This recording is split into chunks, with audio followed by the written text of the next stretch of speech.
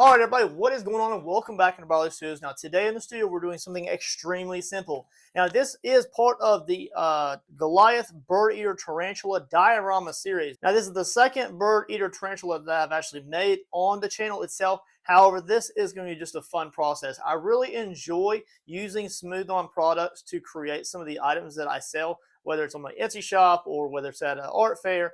I really do enjoy their products. Now, I have already created the molds that we're going to be using today in a previous session. Again, I've made the tarantula before, and during that kind of project playlist full-length series, I created a video of me making these. The actual body of the spider and the abdomen is at a Smooth On 30. And the frog mold that we're using for the water feature, as well as the legs of the spider, those molds were made out of Mold Star 15.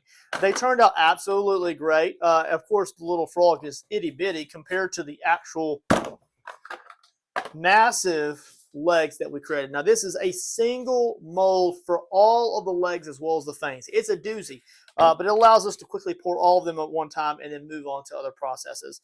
So what we're going to do is we've got some disposable cups here. I've already got my Mold Star 320. That is Mold Star 320 off-white, and I do have that already. I bought 3 sample packs of that off of Amazon, and this is what we're going to be using. I've used Smooth On Smoothcast 300 bright white before, and this time we're going to use an off-white. Something new, something different. So let's go ahead and jump into a voiceover, and let's go ahead and get this poured so we can get these spiders demolded so we can paint them inside the studio.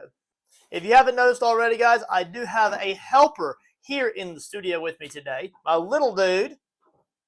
What are you doing?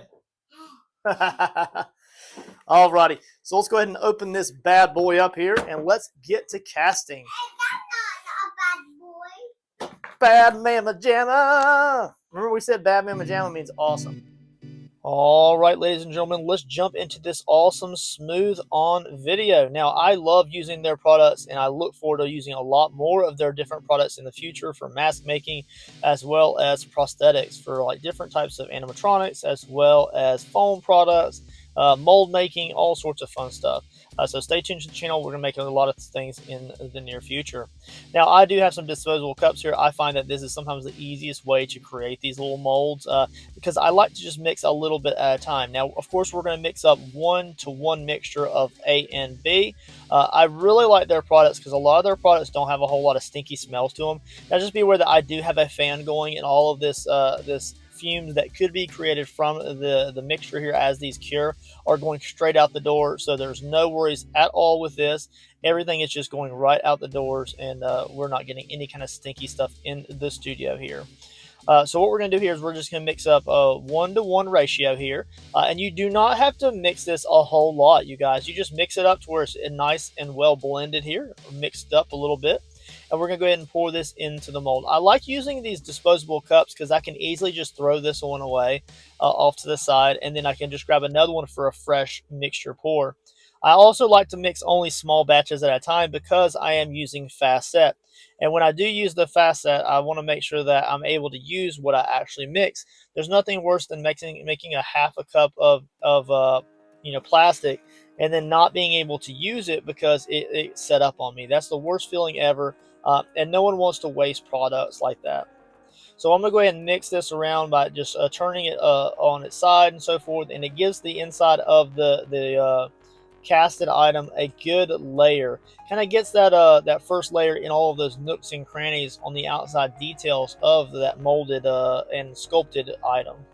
Mixing up another layer here. As you can see, we're going to continuously do this where I mix in different batches as we apply more layers. Now, we'll try to give you different angles of the actual casting process.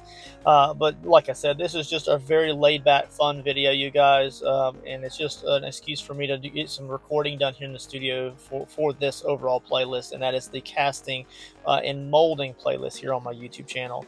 As you can see, I like the plastic cups. You can just easily break the corner there and then just use it as a pouring slot there. And it easily allows you to pour it into some of those holes. I do drill all those holes myself in the tops of my molds. So I do use that as a point of pour, to where I intend to go up and over and out of that and overflow it. And then that way I can just kind of cut that down with the Dremel tool to perfection.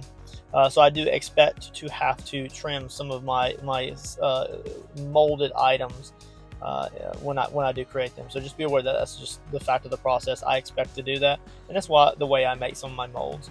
Same for the legs here. You know, they'll come up a little bit out of the top of the actual silicone mold, and I expect to do a little bit of trimming on those for each individual project. And when it comes to spider legs and the abdomen, I do want them to have a really nice fit to them. So using the Dremel tool to make sure that I create like nice little perfect socket and ball joints for those contacts between the legs and the body is very important. Now this is again the tarantula body and abdomen here. It is a large casted item here in such a small container, and I'm really happy with how the overall Moldstar 30 has been. Really, it's been a while since I've used it, but it's lasted quite a while, and I've already made at least 6 or 7 of these abdomens with the same mold. Now don't get me wrong, it's not perfect. There's a little bit of bleeding on some of the edges of the mold, but it turned out pretty good overall. This was actually one of the very first molds that I ever made in the studio, and it actually turned out spectacular. I'm so surprised that it's held the detail that it has for as long as it has, because it has so many little micro hair details and hair follicles sculpted into the item that it's really good to be able to see that hair showing up so many different casts later. Here we are. We're going to go ahead and cast a second body. Now, spoiler alert. Yeah, I know. I'm trying not to spoil it too much, but there's really no way of hiding it. That I do intend to give this customer 2 spiders, not just 1, and one of them will be hidden away in the diorama itself. Now, one thing that I do here wrong is when I'm pouring the legs here, I really just need to you pour small batches and then pour individual legs one at a time. Sometimes I do that way, or like 2 or 3 at a time, maybe 4. But if you try to go like 5 or 6 at a time with the same batch, sometimes it kind of congeals up because I am using facet, and it creates like a bubbling effect on top of each leg. And then that causes you to have a poor cast or a partial cast, and that's just unacceptable. It's wasted product, and there's no point in just waste like that. So what I will do to remedy that is when I do cast the legs, I'll pour small batches, do a few of the legs, and then I will continue on to the next ones. Because when you first mix it up, it has a really, really great mixture, and it's got like a high viscosity. It's very liquidy, but as every second that goes by, it starts to kind of like settle up, and it doesn't pour the same way. So if you do get any kind of pooling around the hole that you're pouring it into, it has a tendency to kind of bubble up or cause like a sealing effect, and you won't be able to pour it down into the mold that you have created. A lot of these types of things are like trial and error types, and not all molds are created the same. So as you increase your overall process in mold making, your molds will become more professional grade, and then of course the more material you use sometimes to make your molds, in all honesty, the better the overall strength, but also the better the product you have when you're casting those long term. Here in the near future, I do plan to make a massive mold of different sculptures. Make sure you stay tuned for that. I'm not going to spoil it in this video. Just be aware that it's going to be on the way soon, and we're going to be sculpting a lot of clay items all at one time. So just be aware that that'll be on the way soon, and we're going to have a really great time with that process. I'm really excited for that, and it's going to be a whole different venture that I'm going to be starting to sell here on my Etsy channel. It's going to be very cool. Now, one thing that I'll notate here is if you do happen to use the same cup to mix the A and the B in, I would be very careful about that, because sometimes you'll get the previous mixture setting up and you'll get kind of like flakes or like already partially cured segments, and you just don't want that to interfere with your pouring. So if you know the perfect volume of the mold, you can just pour the perfect amount and then just pour it in there and you're good. However, if you don't, I would always recommend just try your best to use a brand new disposable cup. You can use the same disposable cups for the A and the B, measuring them out, but then when you mix them together, try to use a clean cup and not something that's already been used. Now I got a little bit messy with this round of the legs here. So I'll be honest, I just got really messed with it. I got to rushing. Sometimes I do that when I use fast set, as I'm just moving way too fast.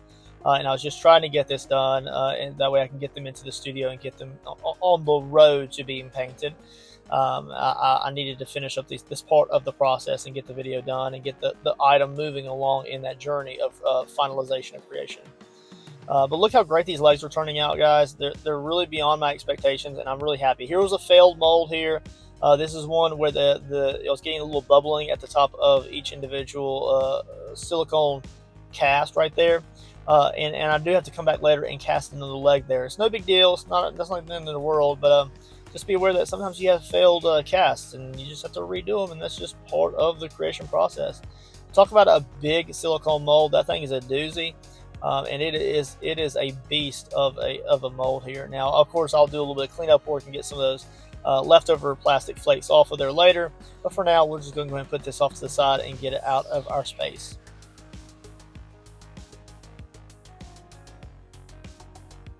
So one thing I'm going to do here is I'm going to go ahead and top this off here. And this is the last of the Spotty's body and abdomen. And then we're in the indoor studio. Now we have 2 or 3 items that have not been demolded here, but here's the one that we molded first and removed. Look how great it turned out. As you can see, this is a big spider. This is a Goliath Birdeater tarantula. And of course they get massive in size. And now this is a slightly larger version than they would probably reach in the wild at their full size. They are the second. They're the second largest spider by size. They are the first largest spider in the world by mass. If this thing was crawling across my floor towards me, I actually might scream like a girl. I'm just saying. I'm not big on spiders. Like, I don't mind spiders, like small spiders and stuff. I see them all the time in my 9-to-5 normal job. But like, if it was this big, I may have some worries, you guys. Like, I may have, like, a fly swatter is not going to cut it. You got to get something a little bit stronger against something like this. And I know that also in other countries, these are actually delicacies, and they actually eat these spiders. So that's pretty cool. So I do have a little bit of cleanup work, as you can see here, on each individual leg. I'll use a Dremel tool, and I'll come back and do that later before we begin the painting process. I will also kind of piece all of these into the body how I would like for them to lay out, also before I begin the painting process. Getting the little frog out here. Now, the frog has always been a love-hate relationship. When I first made this mold back in the day, it fell off what I had holding it in the actual silicone. So I just had to make do with what I had instead of wasting that silicone. And I just propped up the spider the best I could in the mold that I have. And it is horrible, guys.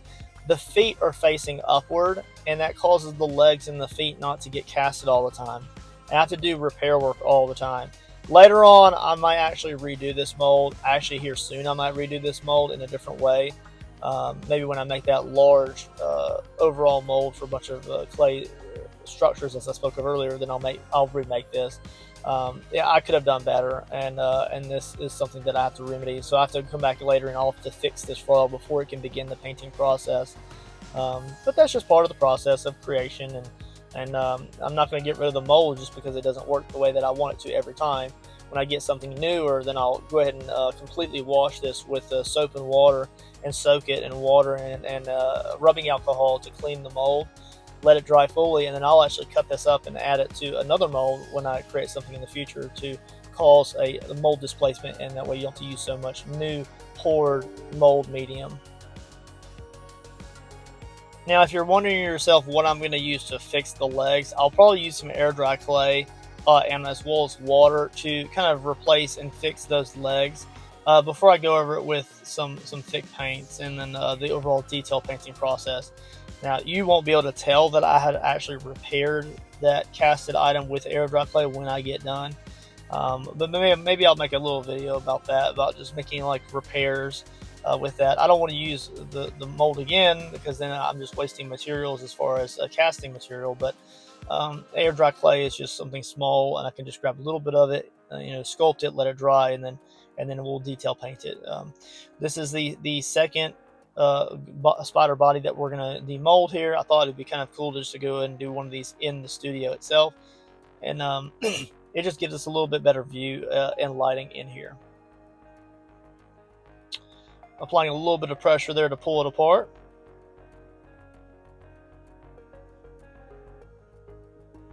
Now it does take a little bit of pressure. Sometimes it takes a minute to get this thing apart. I'm trying to be very gentle with it also because I don't want to damage my mold. Because I do want it to last for a little bit longer before I have to create a new one. Now just be aware whenever you sculpt something this intense and this much detail, look at all of the carapace and the leg joints and the book lungs on the abdomen, and the eyes and the fur texture on the top of the actual carapace. It's a lot of detail, guys. This thing has tons of detail. And I don't want to mess up my master mold. So when you do make a sculpture like this, make sure you do make yourself a master mold so you don't have to resculpt it in the future. And you just always have that accessible to you to recreate, and you don't lose that work that you put into it. It took me days to sculpt that spider, and I'm not willing to let go of it because I didn't make a master mold of the overall spider. So I do have a master mold in a gallon bag. And it may make an appearance at the end of this video in comparison the Smoothcast 300 in compared to the 320, which is the off-white. Usually I use bright white or brilliant white from Smooth On, but this time I decided to go with an off-white just to see how the overall color tone changed. Demolding these again. Now this is the second set. I won't need all of these for the spider itself. However, we're going to go ahead and make a whole new set all over again. And I'll of course have to make that repair of the one that got damaged earlier in the process. This is actually the one right here that got damaged, and which I'll have to redo later. As you can see, it has just a long shape to it. Now just remember that I did cast these prior in another video when we were making the Goliath Birdeater tarantula spider diorama 1.0. So you can always see this again in just a little bit different format, a different process, me making a different video. That's always available to you there on my YouTube channel as well. And if you would like one of these spiders for yourself, whether you want to paint it yourself or if you want to just purchase it from me already painted, I can paint it all sorts of different colors and shades and add things to them. I would love to eventually make some different spiders that you would see maybe in like Dungeons and Dragons and some fantasy books and things like that. So it'd be kind of cool. It would be cool to even make use one of my spiders to make like a Harry Potter diorama. You know what I mean? The big spider. What's his name? I can't remember off the top of my head, you guys. It's been a while since I've read or watched Harry Potter, but it's the big spider in the woods where Ron and Harry Potter go out there and what's it? The Chamber of Secrets. Yeah. And of course, the spider makes a few returns there in the last battle and some things like that. But at that point, he'd already passed away, and Slughorn had got some of his like venom and all that stuff. So maybe I'll make a diorama with him and like looking up at the spider, and then I'll make a bunch of little spiders that are cascading down trees or something. That'd be kind of cool. Just different stuff and just different ways to use the same type of art or creation to make different types of things in the studios. But it's just a very fun process. It has so much versatility to it. All right, go ahead and seal that up there. Now, like I said, I made that in a resealable container for a reason. I can carry it around between the outside of the workshop and the interior at my leisure as I want to. Alrighty, so we have our frog, we have some of the legs already casted here. We have two full sets of the spider individually, except for that one leg, which I will recast later. And look at how great these look, guys. Now, you can't say that me pulling these out of a single mold or a single tube mold is not a satisfying process. Look how great these look. Now, don't lie. You know you want to see me hand paint these to perfection. Now, although I have painted them in the overall same format we're about to do again, it is just extremely fun to paint them again for you guys on camera.